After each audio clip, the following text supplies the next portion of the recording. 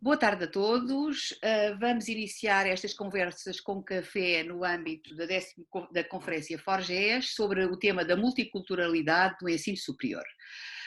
Temos dois ilustres participantes, a quem eu vou pedir que no início da passagem do seu testemunho e da experiência que têm em relação a esta temática, se apresentarem e, partilharem connosco um bocadinho desta temática. O objetivo destas conversas com café no âmbito da Conferência Forges é aumentar a diversidade temática e trazer experiências em temas que não são tratados habitualmente nas sessões paralelas ou nas sessões plenárias e, de alguma maneira, incluir um conjunto de participantes também mais diversificado.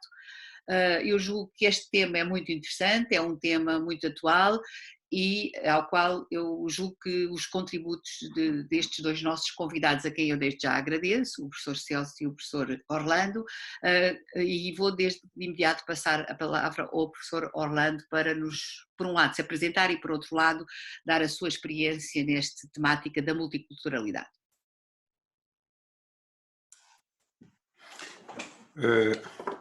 Bom, muito boa tarde a todos. Portanto, o meu nome é Orlando Rodrigues, sou presidente do Instituto Politécnico de Bragança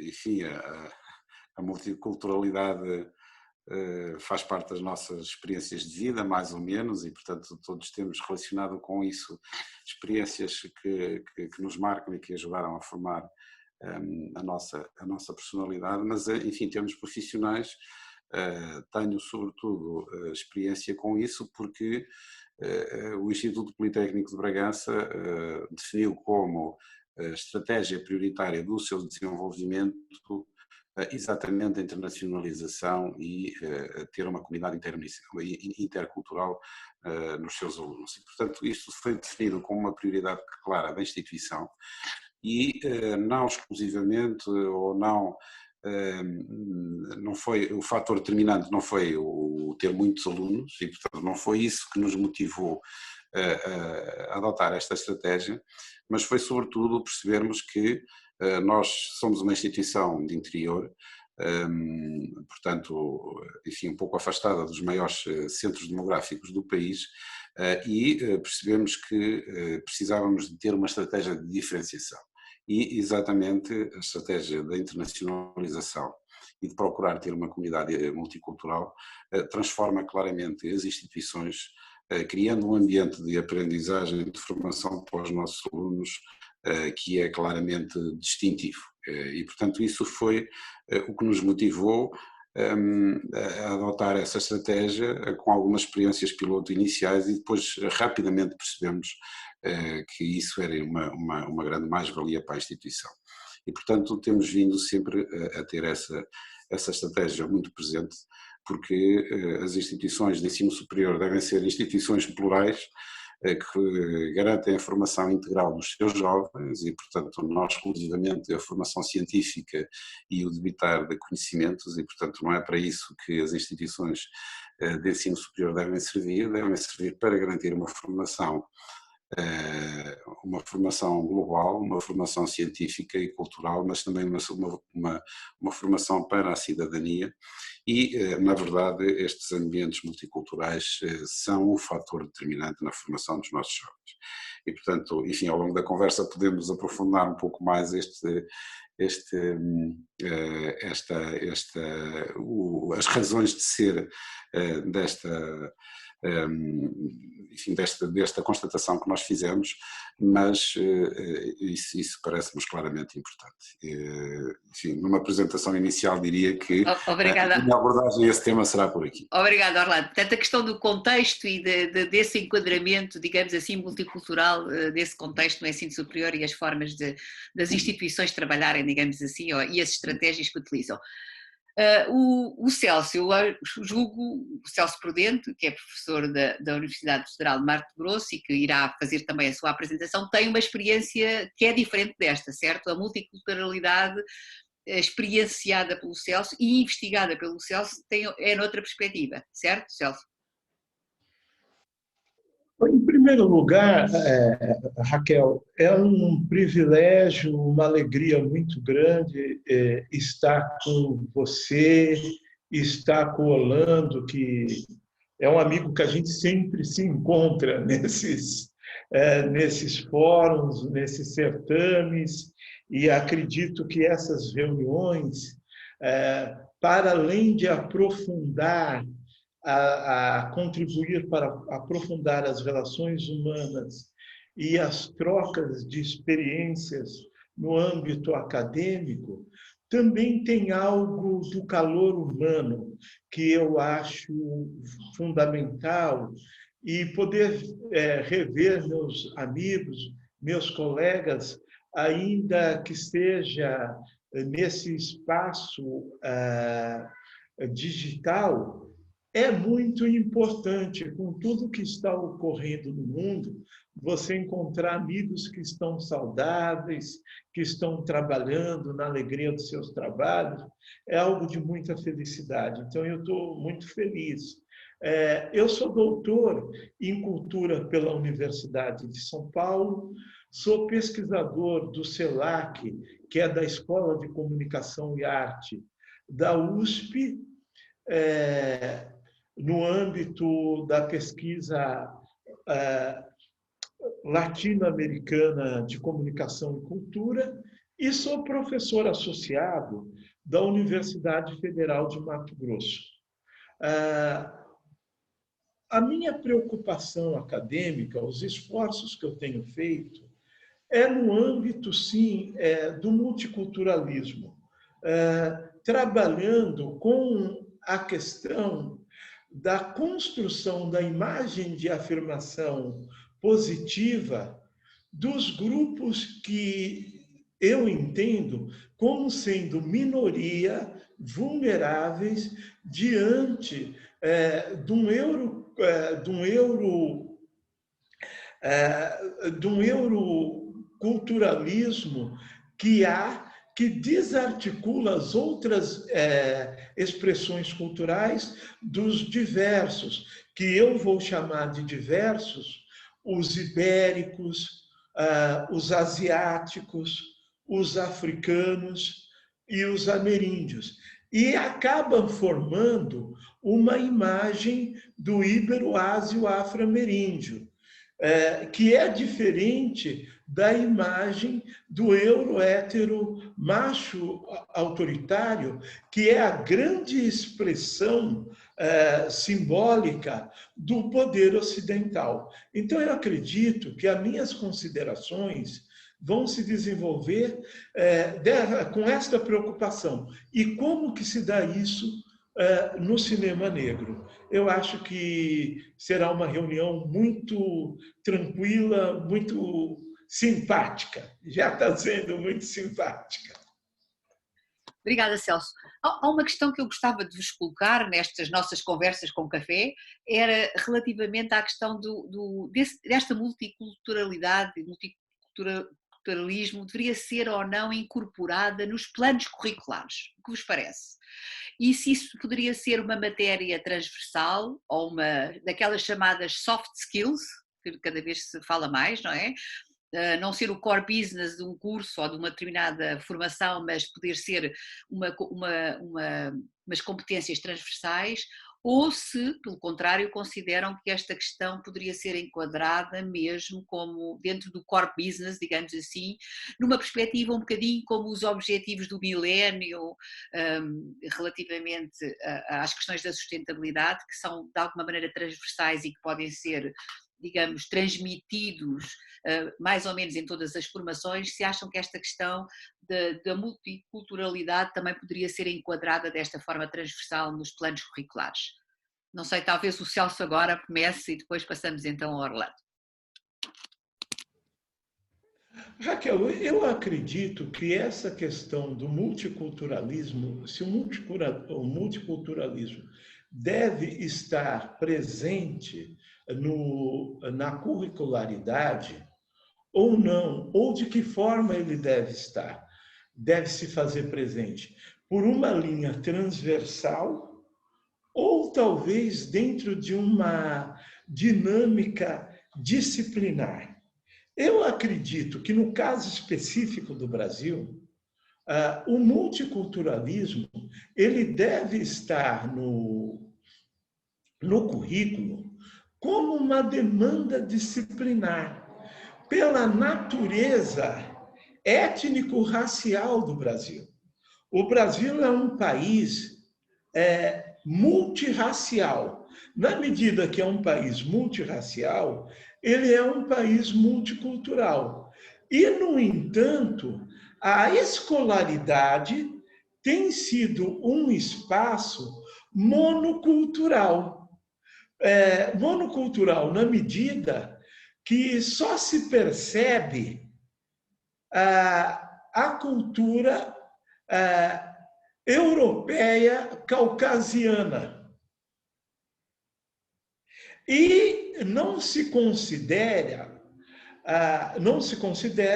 as emergências culturais que a escolaridade, querendo sim, querendo não, ela encontra no seu ambiente de formação. Pois o ambiente de formação, ainda que ele não estabeleça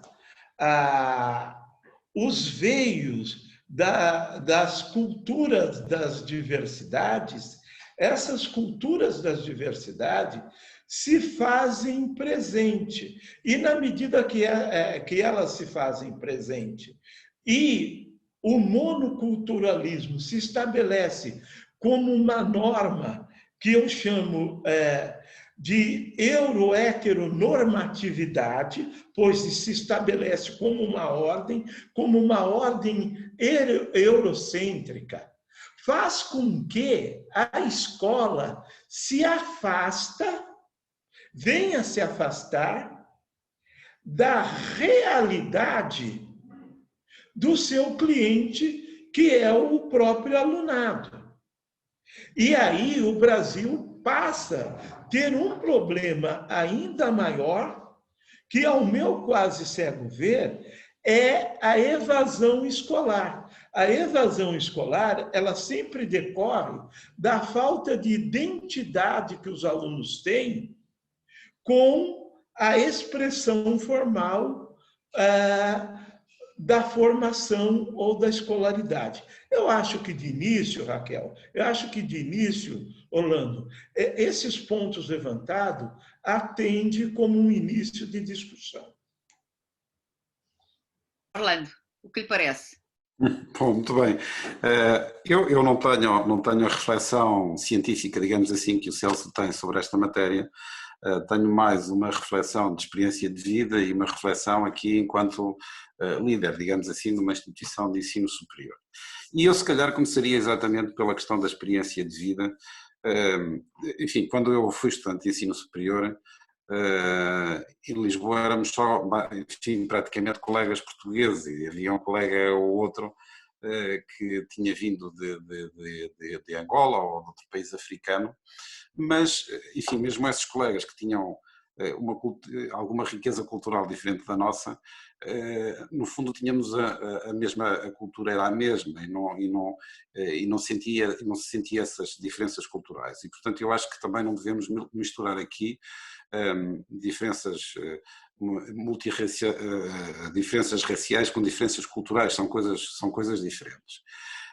E depois fiz mestrado em França, tive colegas de todo o mundo e foi para mim claramente uma experiência enfim, completamente diferente, porque de repente comecei a perceber que o Togo deixou de ser um país vago em África, mas passou a ser o país do Antônio que eu conheci, ou o Líbano, um país vago que eu não conhecia, mas o país dos amigos que eu lá tinha, ou a Nicarágua, e portanto isso muda completamente as pessoas. A mim claramente essa experiência mudou-me, porque muda completamente as pessoas. Felizmente nós aqui na Europa temos uma coisa fantástica que é o programa Erasmus, que promove esta deslocação dos estudantes e promove no seu currículo uma experiência noutro país e, portanto, sob esse ponto de vista, uma experiência multicultural.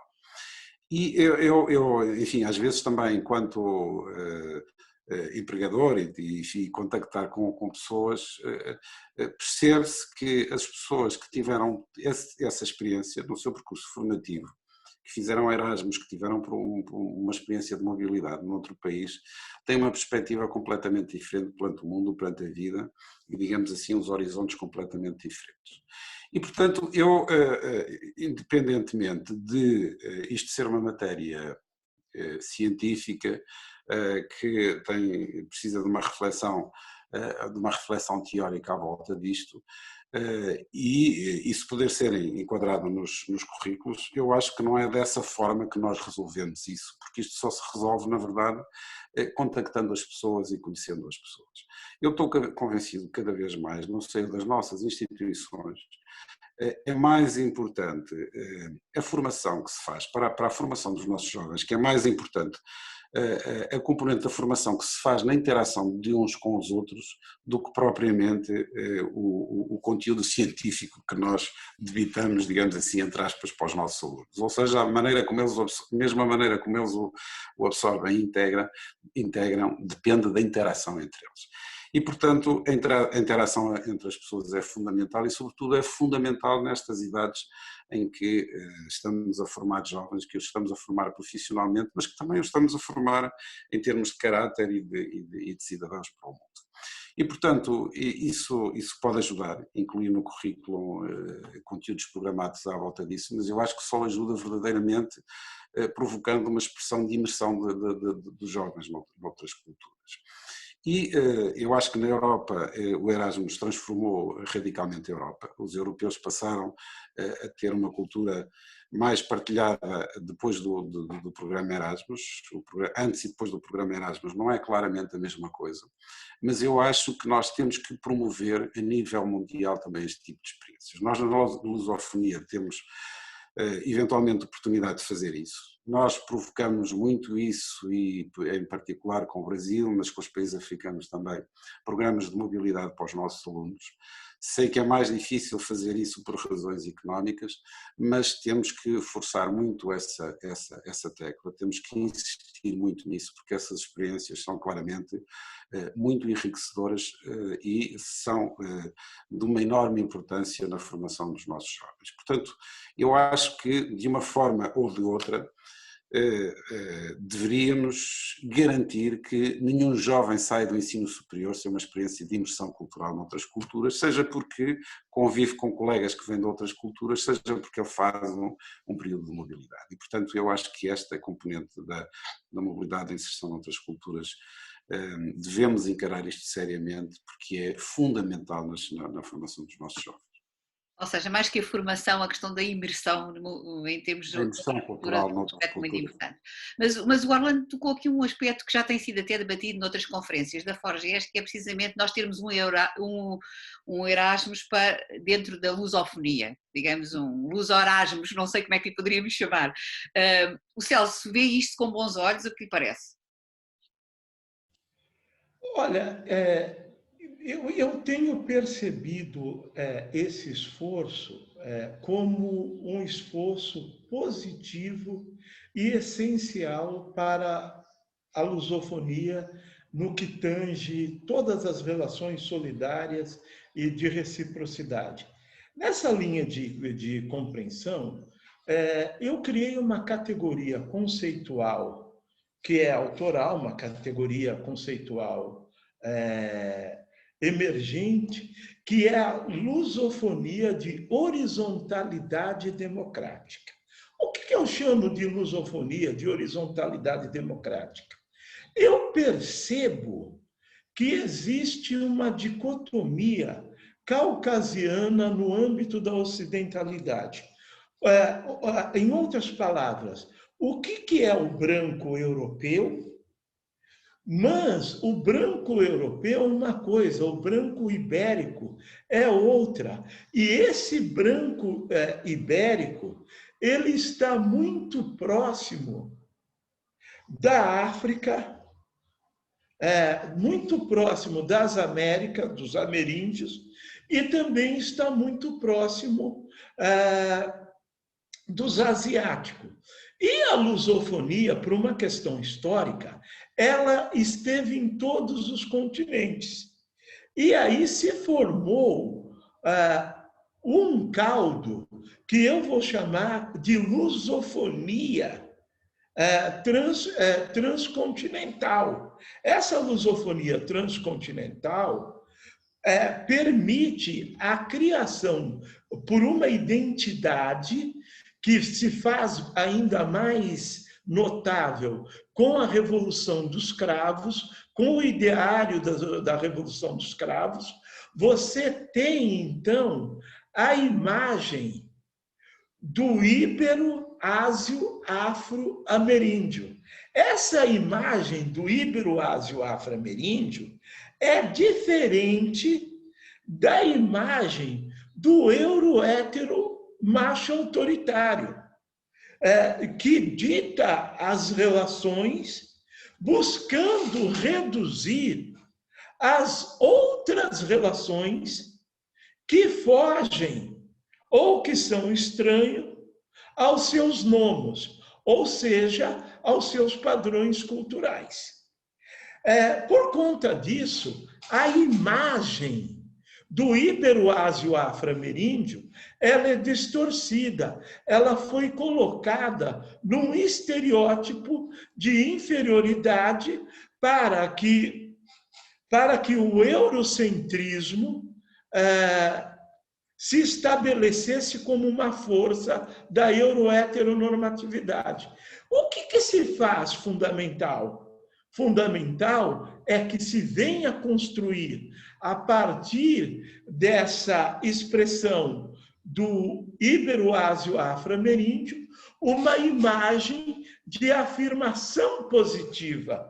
E essa imagem de afirmação positiva é que vai demandar uma outra curricularidade que se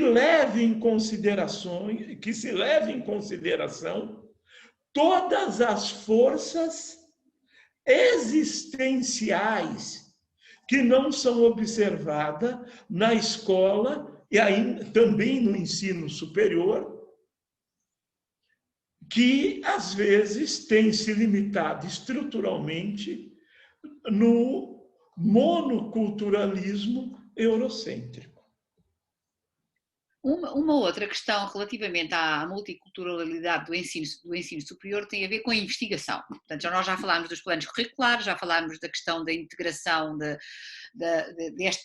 deste tópico em termos de planos formais ou não tão formais, as chamadas soft skills ou inclusivamente cursos livres, mas a questão da investigação. Isto é um tópico de investigação para o qual há escassez, digamos assim, de equipas e de trabalhos publicados, se é muito trabalhado, como é que nós podíamos potenciar inclusivamente este tópico de investigação no âmbito da Forges e da nossa, digamos, da nossa comunidade, o que vos parece enquanto tópico de investigação e enquanto potenciar este tema do ponto de vista da pesquisa?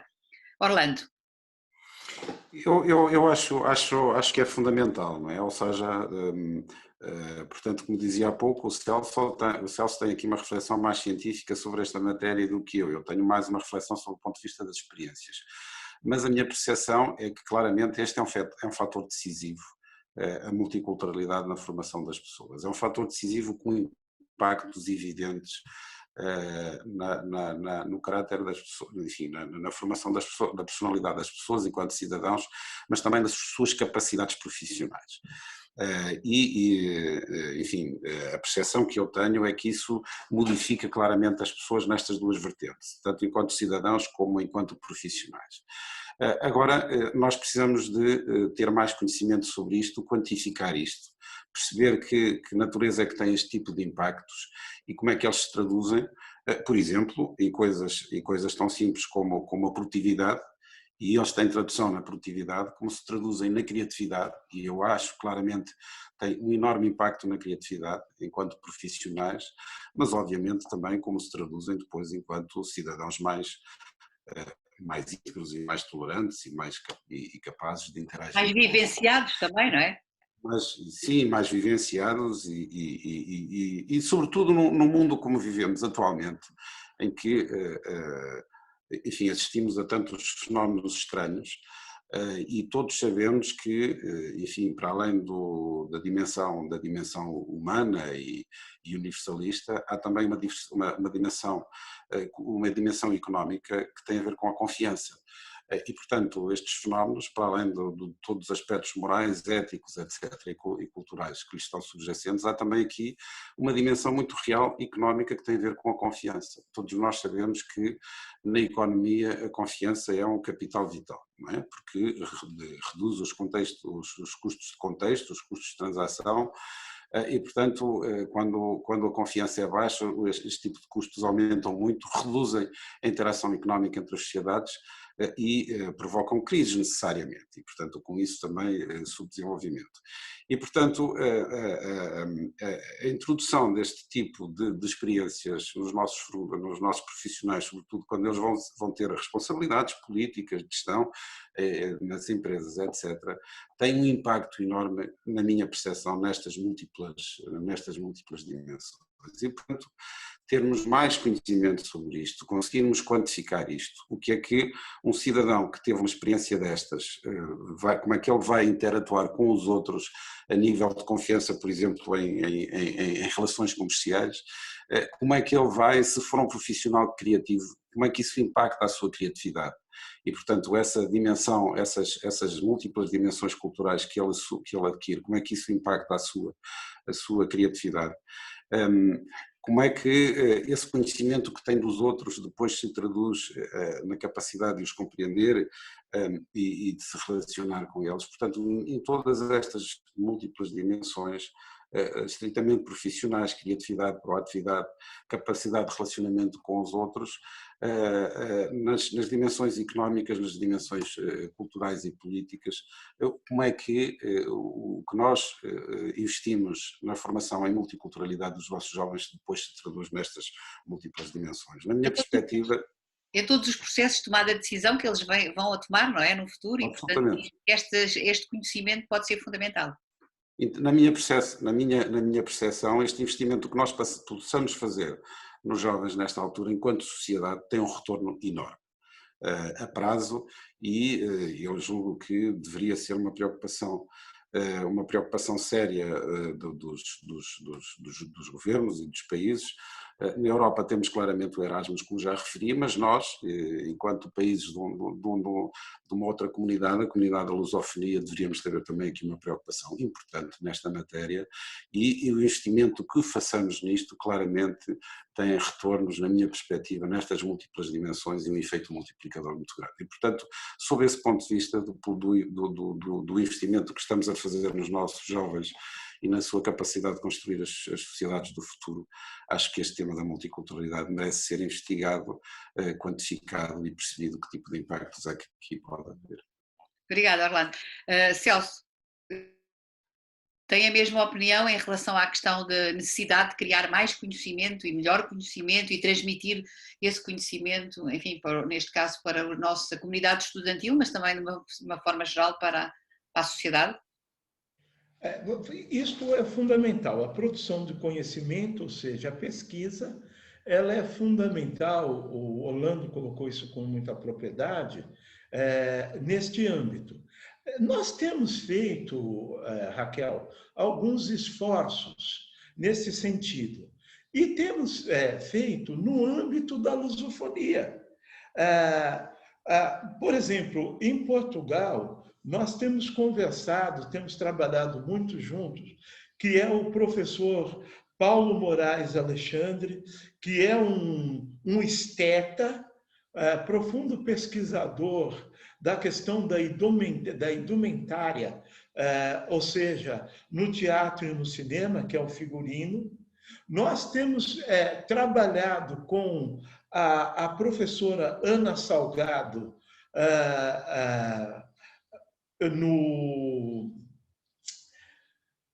no Instituto Politécnico de Macau.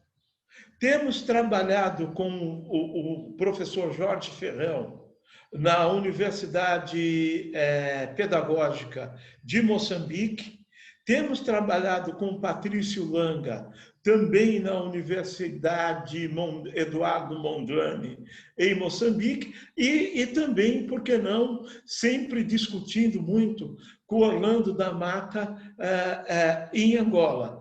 Essas discussões, elas têm se dado em cima de uma preocupação de se criar um instrumento em favor de uma imagem de afirmação positiva, que vai se dar por um processo de um esforço acadêmico de pesquisa. E nós temos feito esse esforço em cima da categoria conceitual da dimensão pedagógica do cinema negro. Pois é na dimensão pedagógica do cinema negro que você vai ter uma construção da imagem positiva. Agora, essa construção da imagem positiva passa por um esforço eminentemente acadêmico, que são pesquisas, para entender o que nós chamamos no Brasil de lugar de fala. É o lugar na qual o oprimido fala, a minoria fala, é o que a Spivak tem falado nos Estados Unidos, na Universidade de Colômbia. Se o subordinado pode falar, o subordinado ele pode falar, sim, na dimensão pedagógica do cinema negro.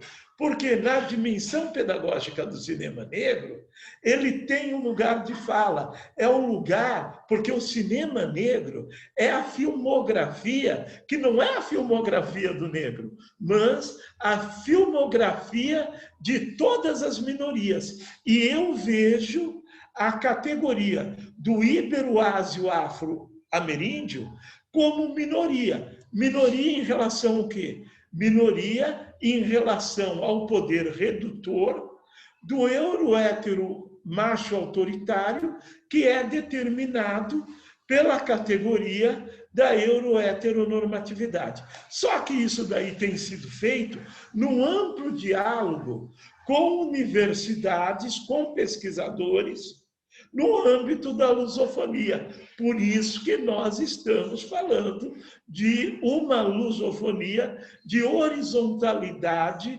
democrática, que foi possível, Orlando, que foi possível, Raquel, a partir do ideário da Revolução dos Cravos. Ora, muito bem, eu agradeço imenso esta conversa com café, eu tenho inclusivamente o café comigo, acho que foi muito interessante, diferentes perspectivas, o Celso Prudente tem já uma longa experiência e uma investigação profunda nesta área, o Orlando tem uma outra dimensão mais de gestão, digamos assim, institucional e experiencial destas vivências multiculturais no âmbito do ensino superior.